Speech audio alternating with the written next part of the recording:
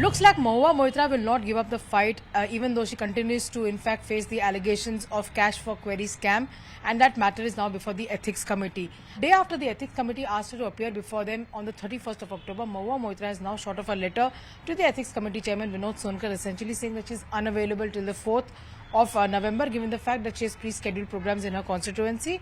And in the letter, she has also asked the committee to also summon Darshan Hiranandani, who allegedly gave her cash and expensive gifts in the return of being allowed to file questions on her behalf against a corporate house as well.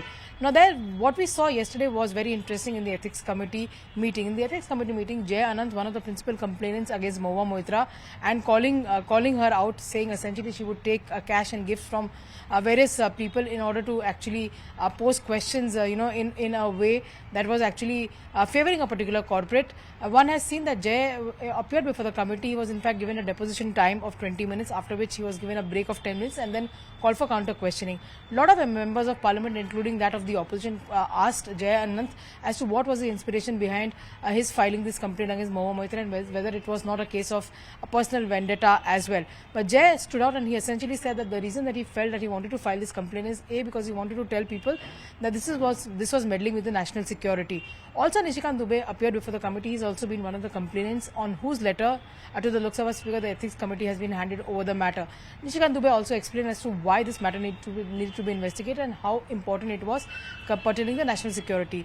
Amongst other developments, including the summoning of Mahua before the committee on the 31st of October, the panel chief in fact had written to 3 ministries in the Indian government. The Ministry of IT to look into the NIC details as to why and when the login on Mahua's Lok Sabha portal really happened, and the Home Ministry would keep a track of what the travel plans were, and they would corroborate with the login credentials to see if there was an attempt to actually meddle with national security. Thirdly, the External Affairs Ministry would also be asked to come in and step in and actually certify in a way Darshan Hiranandani's affidavit, which is actually given, even though if it is notarized, but to make sure that it was not something which would be questioned later on by any court, etc. That's the reason the External Affairs Ministry would also certify if this affidavit by Mr. Hiranandani was a genuine one as well.